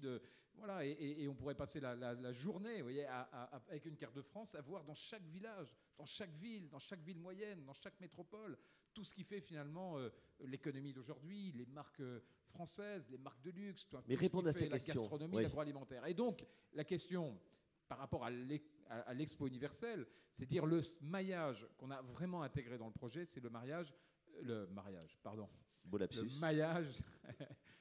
maillage des villes, des villages. Après, vous posez une autre question, c'est quels sont les territoires de développement dans la mondialisation. Là, je ne sais pas si je dois trop aller là-dedans, parce que c'est un des sujets de prédilection. Moi, je suis convaincu, en juste 2 mots, qu'aujourd'hui, on rate effectivement la réforme des régions, parce qu'on fait une réforme administrative ou politicienne, et pas une réforme qui regarde finalement comment réintermédier de régions dans la mondialisation. Pour moi, il y a des questions de seuil critique, il y a des questions de métropole, il y a des questions d'interland des grands ports maritimes pour finalement irriguer nos régions par toutes ces portes d'entrée dans la mondialisation, qui est la massification des flux. Donc il y a un vrai sujet de fond. Qui n'est pas le nôtre aujourd'hui. Que d'ici 2025, malgré les réformes territoriales en cours, et je peux vous dire que je m'y investis à fond pour essayer de faire évoluer le texte de loi, mais qu'on aura enfin abouti à une construction territoriale en phase avec les enjeux du XXIe siècle. On travaille sur le projet avec toutes les universités de tous les territoires, justement. Oui, je crois. Enfin, je ne suis pas tout à fait. A priori, elles sont toutes intéressées. Oui. Ce que je voulais dire dans le prolongement de ce que vient de dire Jean-Christophe Fromentin, c'est qu'il faut bien penser que la France est l'objet d'une appropriation de la part du monde. Et c'est une appropriation très différente selon les pays. Il y a plusieurs France selon les pays. On ne le sait pas assez. Par exemple, les Russes ont un rapport très particulier avec la ville de Nice. Les Italiens ont un rapport, et pas seulement pour de mauvaises raisons, mais aussi parce qu'il y a une tradition très ancienne d'implantation. Les Italiens ont un rapport très étroit sur le plan architectural avec la vallée de la Loire. Les Japonais ont un village de prédilection qui est Giverny, par exemple. Et on a toute une série de déconstructions du territoire par l'image qui nous est renvoyée depuis le monde vers la France, qu'il va être très intéressant de faire valoir. Et là, on est très loin de la réforme administrative. Bien sûr. Je reviens juste sur un mot que vous n'avez pas cité dans ce projet-là, notamment, mais on joue collectif, on l'a bien compris. Et vous êtes en train de remettre des règles du jeu fort intéressantes en disant on arrive finalement à réaliser de grands projets que si on avait tous ensemble, public, privé, petit, moyen, grand, que ce soit dans les institutions, dans les entreprises, petits territoires comme grandes métropoles, comme Paris par exemple. On va y arriver en jouant collectif. Il y a un mot que vous n'avez pas sorti, et pourtant qui est l'essence même, il me semblait, des expos, c'est l'innovation. Est-ce que l'innovation est partout dans votre projet? Est-ce qu'on sera là dans une vitrine qui devrait être extraordinaire pour l'innovation? Est-ce que ce mot-là est forcément au cœur du projet ou vous l'avez oublié volontairement? Non, c'est qu'il n'y a pas besoin de le citer pour l'avoir dans le projet. La manière, vous voyez, de générer de l'innovation, c'est pas de dire on va faire des politiques d'innovation, c'est de construire un projet impossible et d'en faire un projet possible. Oui, et le réaliser. Oui. Quand nos amis, nos anciens au 19e disaient on va accueillir en 1900 50 millions de visiteurs, on va faire le tour de l'expo en tapis roulant, on va construire des monuments, des verrières comme jamais on en a construit. J'imagine, ils auraient été là 5 ans ou 6 ans avant, tout le monde aurait dit, c'est quoi ces trois fous, ces fous sur la tribune? Ils font des choses qu'on ne peut pas faire. Bien sûr. Ils imaginaient la télévision, ils ont présenté le projet de télévision en 1900 au Grand Palais. Et télévision, vous voyez, voir les gens qui sortent d'un fil, vous voyez, ça pouvait paraître complètement dingue. Pour autant, ils se donnaient des objectifs d'expo que l'état de la science, l'état du progrès, l'état des machines ne permettait pas de résoudre.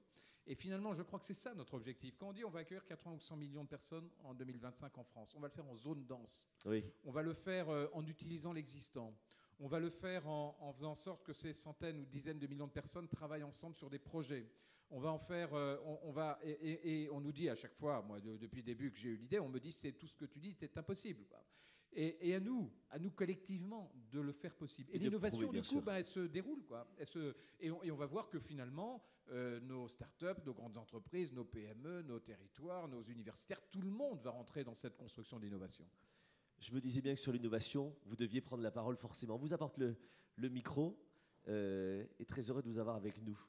Tiens, je vous laisse vous présenter comme un étudiant. Merci beaucoup, Joël de Roné, conseiller de la présidente de la Cité des sciences et de l'industrie, qui s'appelle maintenant Universcience, avec la fusion avec le Palais de la Découverte et partenaire depuis l'origine du comité de soutien de l'exposition universelle 2025. Donc ma question dépasse encore peut-être l'innovation, c'est que quand on pense à une exposition universelle, on pense surtout bâtiment, pavillon, structure physique. Or, en 2025, on sera encore plus dans l'écosystème numérique. Il y aura des voitures connectées qui circuleront. Il y aura des smart grids qui proposeront d'échanger l'électricité produite à partir d'énergies renouvelables combinées entre elles. Quel sera l'accès numérique à l'exposition universelle du monde entier? Qu'est-ce qu'on y montrera? Qu'est-ce qui évitera de faire concurrence au déplacement physique, à l'accueil, comme vous l'avez dit tout à l'heure, à l'hospitalité, que les gens viennent? Si les gens le voient partout dans les réseaux en 3D, parce qu'en 2025, on aura encore plus de la 3D et des très hauts débits, comment vous allez faire en sorte que l'exposition soit quand même sur les réseaux mondiaux du post-Internet qui sera derrière nous, mais en même temps de ne pas se faire concurrence à la visite physique? Elle sera avant tout numérique, cette exposition Oui, ça, je pense qu'elle sera très numérique, au-delà de ce qu'on peut imaginer aujourd'hui. D'ailleurs, c'est extrêmement difficile de se projeter. Pour répondre à Joël de Roné, qui effectivement était présent dans les tout premiers avec qui on a discuté sur cette idée, trois exemples, trois idées plutôt. Première, c'est de dire toutes ces innovations, ce champ des possibles qu'il va falloir inventer pour accueillir le monde en 2025 en France, c'est pas entre nous en France qu'on va chercher des solutions, c'est déjà sur les réseaux. Et on a imaginé que très vite, peut-être 5, 6, 7 ans avant, dès que la France va être officiellement retenue, ce que j'espère, on puisse partager sur des plateformes de crowdfunding, de crowdsourcing du coup, oui.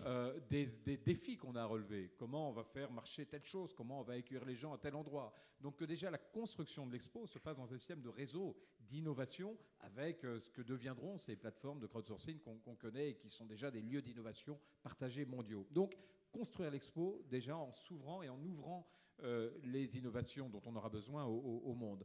Et ensuite, vous voyez, on a construit, et ça c'est les étudiants ont été extrêmement convaincants là-dessus, c'est de dire que ça ne sera pas une exposition universelle, ça sera une expérience universelle. Et ils nous ont fait switcher, alors on ne pourra pas le faire officiellement, mais ils nous ont fait switcher un peu dans notre mental, vous voyez, dans notre regard, l'idée mais que vous venez à juste titre d'exprimer, c'est pas tant d'exposer qui sera un enjeu. Exposer, on aura des imprimantes 3D ou peut-être encore plus, je ne sais pas. Donc, mais ça sera de partager des expériences, de coproduire, d'avoir des moments. Et là, je crois que tout le système même d'inscription à l'Expo universelle devra être construit. C'est-à-dire celui qui vient, il sera déjà connu. Il croisera peut-être, s'il vient des États-Unis, un Chinois qui aura réfléchi sur le même sujet que lui et ils se rencontreront dans un projet qu'ils mèneront ensemble. Parce que le piège que soulève Joël de Roné qui est intéressant, c'est de se dire que finalement dans un monde qui est tellement numérique, et cette expo, je peux la faire de chez moi depuis Shanghai, depuis Canberra, depuis Rio, etc., vous êtes partagé entre être visible dans le monde entier et en même temps faire en sorte que le gars qui serait mieux chez lui dans son salon en Rio ait aussi quand même envie de venir en France pour assister et pour vivre cette expérience. Comment on fait? Mais si vous voulez, là, moi, je suis très convaincu que de toute façon, l'être humain, il a besoin de se rencontrer, de se serrer la main. Aussi. Et donc, je n'imagine pas un monde où le numérique est neutralisé à ce point l'envie de se rencontrer. La réunion qu'on fait en ce moment, on pourrait tout à fait la faire en streaming, vous voyez, et se poser des questions via Twitter. C'est plus sympa de se parler, de se rencontrer, de discuter avant, après. Donc l'être humain est peut-être un jour, dans des milliers d'années, l'être humain ne se regardera que derrière un écran. Mais je pense qu'on est encore pour de longues années dans un monde où on a envie de se rencontrer. Donc le sujet n'est pas tant de se rencontrer ou de ne pas se rencontrer, c'est de donner un sens à la rencontre. Bien sûr. Et je pense que là, c'est tout le défi, c'est donner un sens à la rencontre, et en ayant, et je termine là-dessus, en ayant neutralisé l'idée des pavillons, on dit on ne sait pas une expo où chacun va construire ses pavillons, on a là créé finalement le champ complexe, c'est de dire ça ne sera pas si simple que ça en fin de compte pour un pays, puisqu'il ne pourra pas construire son pavillon en disant voilà je suis chez moi, vous faites la queue, vous rentrez, vous prenez un ticket, et je vous montre sur des murs ce qu'on fait. On a dit non, ça on n'en veut pas. Donc maintenant, la question qu'on nous dit, mais qu'est-ce qu'on fait à la place? Et c'est là où le champ de l'impossible est à explorer, et c'est de ce champ-là qu'on trouvera de l'innovation. Une opportunité énorme. Nous le vivons tous les jours à l'université en ce moment. Vous avez tous entendu parler des MOOC, les cours qui peuvent être transmis à des dizaines de milliers d'étudiants et faits ici. Et actuellement, nous sommes dans une réflexion sur ce qu'on appelle le virtuel et le présentiel. Le virtuel est une ressource extraordinaire qui va permettre de modifier complètement les voies de la communication de la connaissance. Et en même temps, on ressent très fortement, je parle devant des étudiants, la nécessité d'un présentiel, c'est-à-dire d'être ici dans un amphi de la Sorbonne, mal assis, à regarder un professeur qui va essayer de synthétiser un certain nombre de points et dont on exige à la fois des connaissances hautes, mais surtout cette capacité de synthétiser un savoir que l'on peut recevoir par ailleurs. Bien sûr. Et je pense que la dialectique virtuelle présentielle, dans 10 ans, elle n'est pas morte. Oui, c'est sûr. Malassi, donc c'est assumé par le président, c'était l'info du jour aussi. Non, mais si vous ne vous en êtes pas rendu compte... Vous auriez pu investir dans des coussins. Autre question dans le public. Merci Joël de Roné pour votre contribution, notamment ici, mais pour tout le reste. Merci beaucoup. Monsieur, bonjour. Les étudiants peuvent continuer à prendre la parole, évidemment, mais tout le public maintenant. Bonjour. Bonjour, mon nom est Gérard Leroux, je suis un citoyen du monde. J'essaye de le parcourir en témoignant d'une expérience et d'une médiation en matière de développement et d'aménagement. D'accord. On en reparler. Hier, un intervenant disait un grand projet, c'est un rêve avec une date. Monsieur Fomentin, je crois que vous nous avez parfaitement illustré la vérité de ce propos. Et il me semble que ça sera effectivement une fantastique opportunité pour relier l'individu à l'universel, sans oublier, comme vous l'avez dit, les acteurs et les territoires. Mais une idée me vient pour peut-être concourir à relancer l'idée d'Europe. Il me semble que ça pourrait être aussi une fantastique opportunité d'intégrer une dimension européenne dans votre projet d'expérience universelle. Alors de ce point de vue-là, la question est simple. Comment pouvez-vous nous dire comment vous oserez cette audace européenne? Merci. Et comme vous avez en face de vous Fromentin, qui est un ultra convaincu européen, ardent défenseur, je ne doute pas qu'il y a pensé dès le début. De quelle manière? Alors avec quand même une difficulté, c'est qu'il y a déjà d'autres pays européens qui semblent être candidats. Donc la compétition peut se jouer. On peut les savonner. Avec le maire de Londres a déclaré il y a maintenant 6 mois que Londres pourrait être candidate à l'Expo universelle de 2025. Et bon, on leur laisse les JO et on fait ça. Les Pays-Bas ont également évoqué la possibilité. Donc on est dans une compétition qui peut être aussi européenne, même s'il y a des pays, les États-Unis pourraient l'être, des pays d'Asie pourraient être candidats également. Ensuite, il est clair que si la France, ce qu'on espère, est retenu, le premier périmètre de partenariat, de proximité, on travaille ensemble pour accueillir le monde, doit se jouer au niveau européen. Et les portes d'entrée à l'Expo seront les métropoles françaises, mais aussi les métropoles européennes. Et je crois que là, on a une construction à faire qui devrait aussi être une ambition pour que le fameux réseau de transport européen, ce fameux projet RTE qui bloque aujourd'hui et qui n'est pas très dynamique dans sa construction, qu'on dise, voilà, c'est peut-être l'occasion d'ici 2025 d'être plus ambitieux sur ce qui fait finalement la trame de l'Europe, c'est-à-dire son système de déplacement intermétropolitain. Moi, je crois beaucoup, vous voyez, que si demain la France arrive à justement convaincre le monde et l'Europe que le monde va se donner rendez-vous en 2025 sur notre continent européen, il faut que ce soit l'ensemble du continent qui se sente impliqués, mobilisés dans ce grand défi. Voilà. Mais on a une petite phase avant à passer, qui est de dire qu'on est les meilleurs en Europe aussi. Et une fois, on sera comment on appelle, on sera bons joueurs, on aura la grandeur du vainqueur et on invitera nos pays européens à être avec nous dans ce projet. Au-delà du projet, Monsieur le Président, c'est une préoccupation quotidienne, notamment de s'allier entre universités en Europe ou dans le monde pour justement relever des défis, atteindre des objectifs particuliers. Tout à fait. Aujourd'hui, je crois qu'il n'y a plus d'universités qui résonnent à l'échelle française, pas plus que les grands établissements. Pour vous citer seulement la mienne, 15% des étudiants sont des étudiants étrangers. Ça représente 8000 étudiants. Wow. Et donc, l'une des idées très riches qu'avaient eu les étudiants, mais aussi les organisateurs, était de mobiliser ces étudiants étrangers à travers l'expérience qu'ils ont eue de la France, qui peut être une expérience excellente, qui peut être une expérience moins excellente, mais qui renvoie constamment à comme disait le général, à une certaine idée de la France qui est véhiculée dans le monde entier par le fait, on ne le dit pas assez, que Paris est sans doute avec Londres les deux villes clés sur le plan universitaire mondial, c'est-à-dire sur le fait d'une concentration d'étudiants du monde dans la ville. Et c'est une réalité qui est devenue ordinaire dans les universités. Et pour le plan européen, l'Erasmus fait beaucoup, mais je crois qu'il va être étendu à l'échelle du monde très bientôt. Jean-Christophe Fromentin. Et pour rebondir sur la question de monsieur, il y a un périmètre qui est intéressant à considérer, c'est celui de la francophonie. Vous avez sans doute vu le rapport Attali récent sur l'expansion de la francophonie, avec notamment l'évolution et la prospérité du continent africain.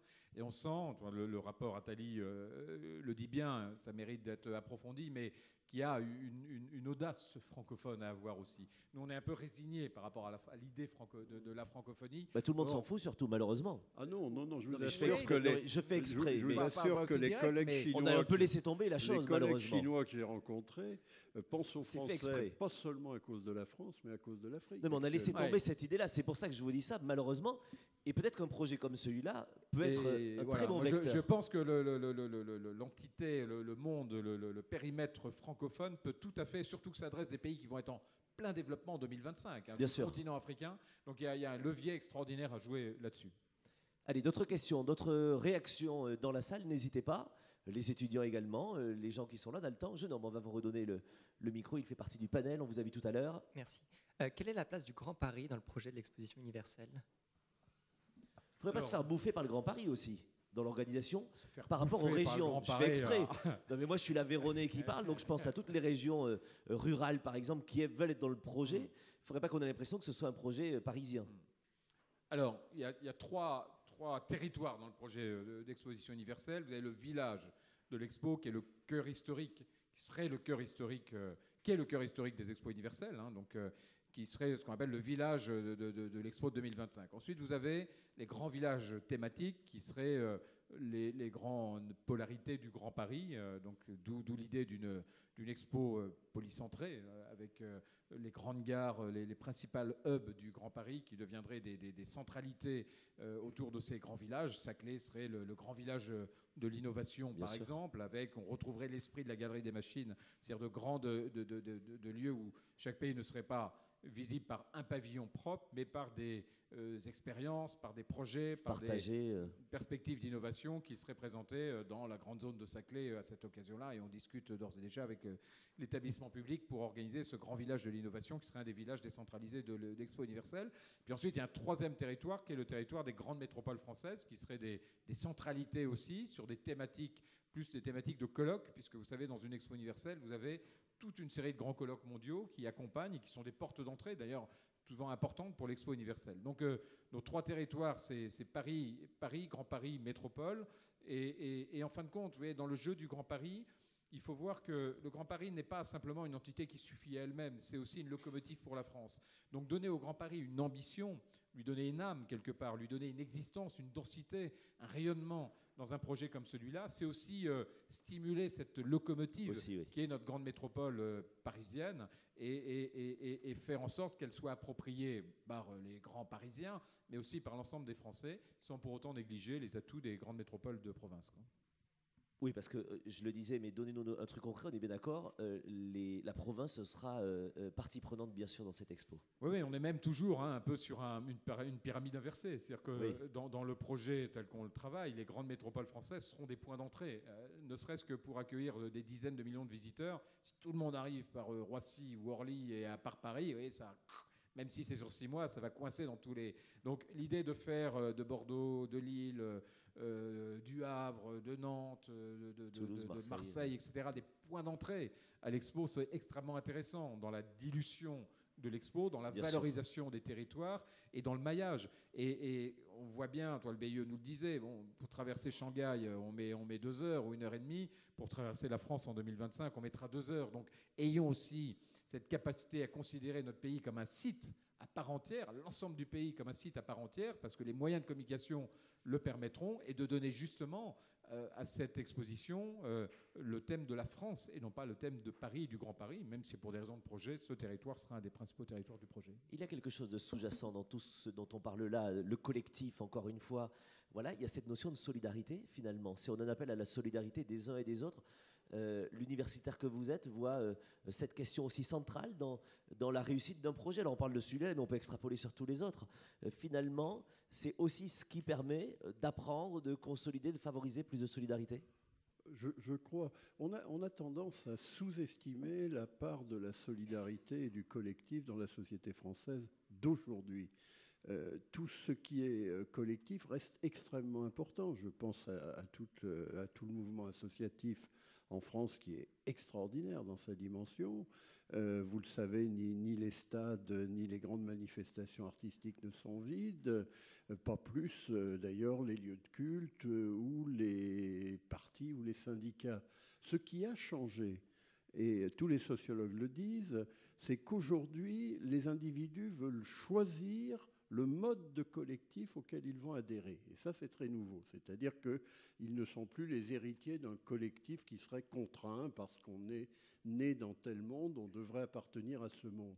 Or, tout cela, c'est une potentialité extraordinaire qui est relayée aujourd'hui par les nouvelles technologies et qui permet des investissements dans le collectif sur la base de la conscience individuelle et des choix individuels, mais qui ne met pas du tout en cause, et je le vois chaque jour dans mon université, ni l'idée de collectivité, ni l'idée de solidarité, tout au contraire. Une question pour vous deux, pour aller plus loin là-dessus. Comment fait-on dans un pays où les études nous montrent que les Français sont pessimistes collectivement et optimistes individuellement ? Finalement, comment est-ce qu'on arrive à renverser peut-être la tendance? Si nous arrivons à être des optimistes individuels, est-ce qu'un projet comme celui-là et comme d'autres peuvent nous permettre en plus de le devenir collectivement? Je crois qu'on est optimiste collectivement quand on a justement une perspective collective. Oui. Pourquoi on est pessimiste collectivement? C'est qu'on est, on l'évoquait tout à l'heure, dans la dictature du court terme, de l'instant, de l'instantané, et de la crise de l'instant qui passionne malheureusement souvent au-delà de la construction de l'avenir. Celui qui est dans un bateau errant dans la tempête, il va plutôt s'inquiéter de comment il va nager tout seul plutôt que comment il va régler les voiles pour que le bateau avance. Oui. Donc je pense que justement, un projet comme ça, il sort un peu chacun de son individualisme pour intégrer ses talents à lui dans un dessin collectif. Bien sûr. Et là, il n'y a pas plus beau dessin collectif de dire, voilà, fort de nos atouts, dans les 10 ans à venir, on va se préparer à accueillir le monde sur une grande thématique comme celle de l'hospitalité. C'est un formidable outil de regain de confiance en soi collective et d'envie d'avancer d'un pays. Une question qui vous intéresse, justement ? Oui, ce n'est pas de choses très originales à dire. Je crois qu'en effet, nous avons besoin, en particulier, de projets qui soient à une distance temporelle suffisamment grande. Et d'autre part, nous avons besoin de projets qui font appel à l'idée de réflexion collective, de groupes, d'ensemble qui permettent de mettre en forme et en action une idée. Et je crois que ces notions-là sont très présentes, en tout cas chez les étudiants et les étudiantes que je rencontre chaque jour. Des questions dans la salle des réactions, monsieur, bonjour. On vous apporte le micro, mademoiselle, s'il vous plaît. Allez-y, il y en a des deux côtés, alors vous pouvez descendre avec le micro, mademoiselle, et le donner à monsieur là-bas. Comme ça, on va gagner du temps. Monsieur, bonjour, je vous invite à vous présenter. Bonjour, moi je suis prospectiviste et je peux vous dire qu'en 2025, Le français sera la langue la plus parlée du monde. Vous êtes au courant de ça? Oui. Voilà. Donc c'est un atout important, je pense. Notamment grâce à la démographie ouest-africaine. En particulier, Voilà. mais pas seulement, aussi la démographie nationale. D'accord. Donc faisons l'amour et des bébés, et 2025 sera bien. Hormis cette... On est bien d'accord, le prospectivisme n'est pas une maladie, mais donc un vrai savoir, et ça nous intéresse. Qu'est-ce que vous entendez dans ce qu'ils nous disent là? Comment est-ce que vous voyez, vous, ce style de projet, vous qui devez étudier ce genre de matière et vous projeter sur l'avenir? Je vois que la prospective existe, parce qu'on ne peut pas faire ce genre de projet, de travail, indépendamment des données de la prospective, c'est-à-dire de la connaissance du passé et de l'élaboration de scénarios. Donc vous êtes forcément dans cette dynamique. Ça pose une question très particulière. Je vous donne la parole ensuite, monsieur, mais merci de nous amener là-dessus. Le politique aujourd'hui, son champ de vision, en tout cas c'est l'impression qu'il nous donne, c'est de gérer l'aujourd'hui, le demain, le 2017 et le 2022, comme par hasard, 2017-2022. On a l'impression en fait qu'il gère l'instantané, ce qui arrive juste après. Comment est-ce que vous allez manager les politiques, vous qui en êtes un, pour justement dire, les gars, on va appuyer sur pause et puis on va regarder un peu plus loin et faire en sorte de regarder dans des perspectives encore plus longues que 2 élections présidentielles à venir? Et l'autre jour, il y a des députés qui me disent « T'es candidat en 2022 ?» Alors, je dis « Non, pourquoi ?» Il me dit « C'est quand même toi qui vas couper le ruban en 2025.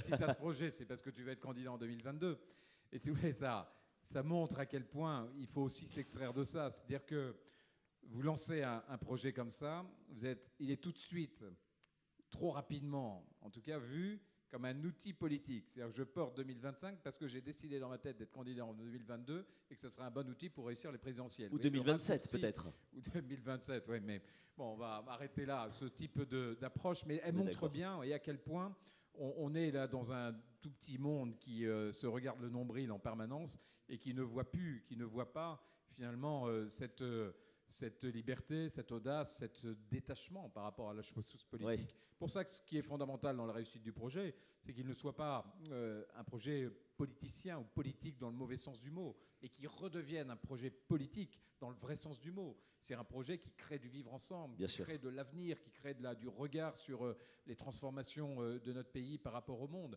Mais il faut, et c'est mon angoisse dans la gestion de ce projet, c'est qu'il se détache justement d'un prisme politicien. Il ne faut pas oublier qu'on a échoué dans 2 candidatures au XXe siècle à des expos universelles parce qu'elles étaient politiciennes et uniquement politiciennes. La dernière en France, c'était quand? Le projet, le grand échec, c'est le bicentenaire de la Révolution. Oui. C'était un combat entre Mitterrand et Chirac, Mitterrand ayant candidaté, la France ayant été retenue, et puis ensuite l'incapacité à s'entendre politiquement fait que la France a renoncé alors qu'elle avait été choisie. Le monde avait voté pour que la France accueille le bicentenaire, l'exposition du bicentenaire de la Révolution.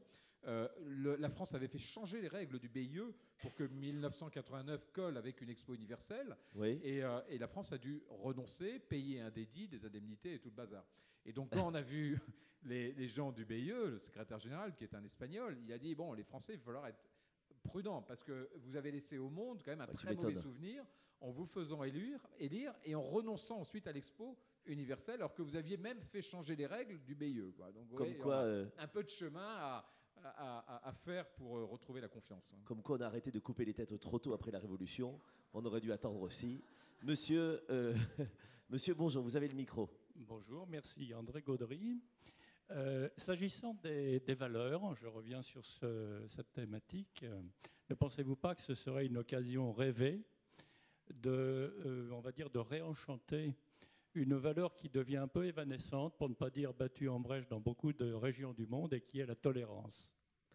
Et alors, allons plus loin. Comment est-ce que vous aimeriez réenchanter cela? Quelle est l'idée là-dessus? Puisque j'imagine qu'il y a des boîtes à idées qui sont ouvertes pour ça. Vous verriez ça comment, cette question de tolérance? Parce que c'est une super question, mais on fait comment? Bon, il faut s'attaquer à des sujets qui sont évidemment ou religieux ou politiques. Et bon, je pense qu'il faut trouver peut-être des occasions d'essayer de faire des choses pour faire que les choses aillent mieux, dans le bon sens. Oui, parce qu'on peut demander à Charles Aznavour d'écrire une chanson, mais il ne sera plus là. Donc, qu'est-ce qu'on fait maintenant pour aller sur... pardon, je fais exprès, sinon on s'ennuie. Non, mais je fais exprès parce que monsieur a une raison importante là-dessus. Comment finalement on va pouvoir, entre organisateurs, intellectuels, entreprises, institutions, pouvoir public et privé, monde associatif, bénévoles qui vont être là-dedans, comment finalement on va pouvoir mettre en avant les valeurs, qu'elles soient aussi belles que la tolérance ou d'autres?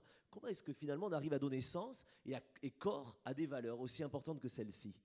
Je pense que la France, sans vouloir faire cocorico, a une longueur d'avance sur beaucoup de pays en ayant réglé en quelque sorte au début du XXe siècle, par la séparation des églises et de l'État, la question de la tolérance. Vous pensez que c'est réglé? Très largement. En 1789, il y avait un député protestant qui entendait le débat sur la tolérance. Et il a dit, ce que je demande, ce n'est pas la tolérance, c'est la liberté. Oui. Et le système religieux en France est un système de liberté, c'est-à-dire neutralité confessionnelle de l'État et liberté pour les religions, quelles qu'elles soient. Et la France est aujourd'hui une mosaïque confessionnelle. Je pense que cet état de fait peut se refléter dans beaucoup de pays qui n'ont pas encore complètement fait le trajet de la France.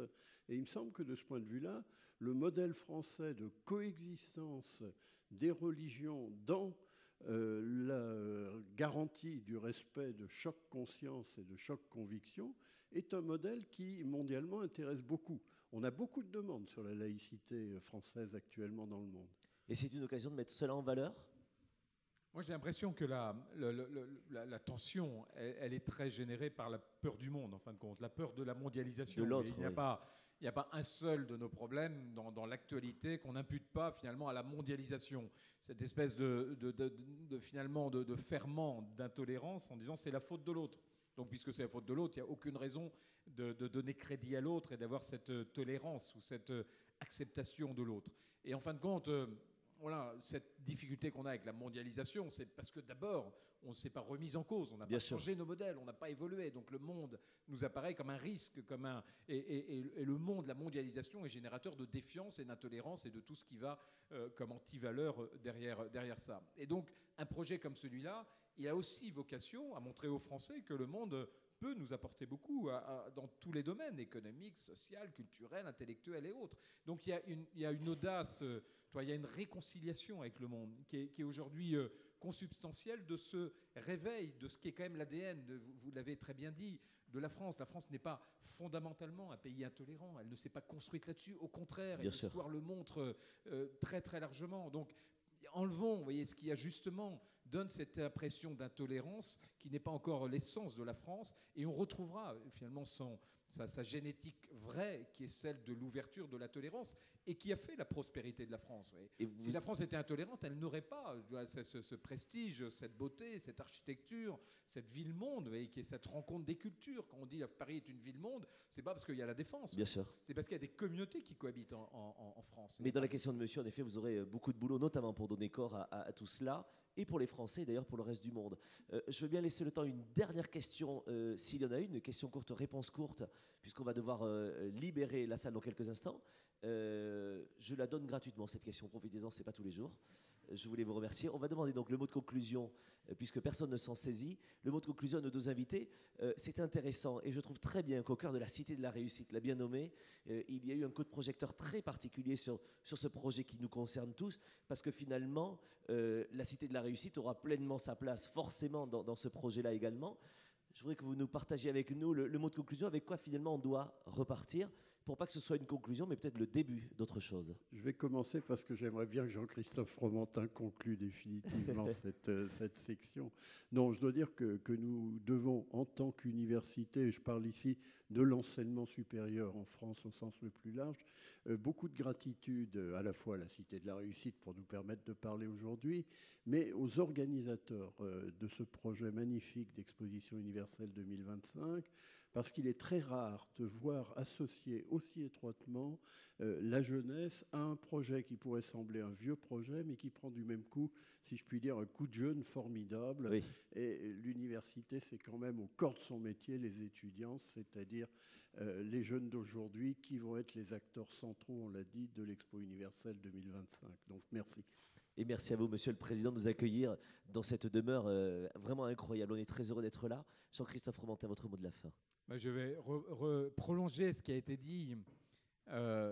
Ce projet, c'est de recréer des liens entre les générations, des liens entre l'université et l'entreprise, entre l'entreprise et l'économie, entre l'économie et le politique, entre tous ces acteurs qui fonctionnent trop en silo et qui finalement doivent être conscients qu'on crée de la valeur quand justement on casse les silos et on recrée l'ensemble de ces liens. Et puisque le thème est l'audace de cette cité de la réussite, je pense que la première audace d'un projet comme ça, c'est l'audace de la réconciliation. Et l'audace de la réconciliation, elle est le point de départ d'une véritable audace intellectuelle, culturelle, économique, celle en tout cas dont a besoin la France. Merci beaucoup, Monsieur le Président, pour cela.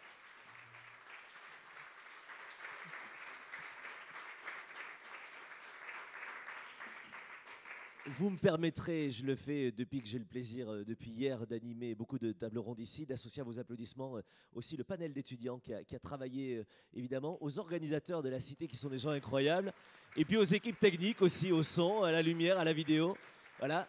Et merci pour le plaisir que j'ai eu d'être avec vous. Merci aux photographes aussi qui font un boulot de dingue pour essayer de nous rendre un peu jolis quand même. Merci à tous et bonne fin. C'est pas terminé, hein. Allez-y, il y a d'autres tables rondes maintenant, d'autres conférences. Profitez, merci.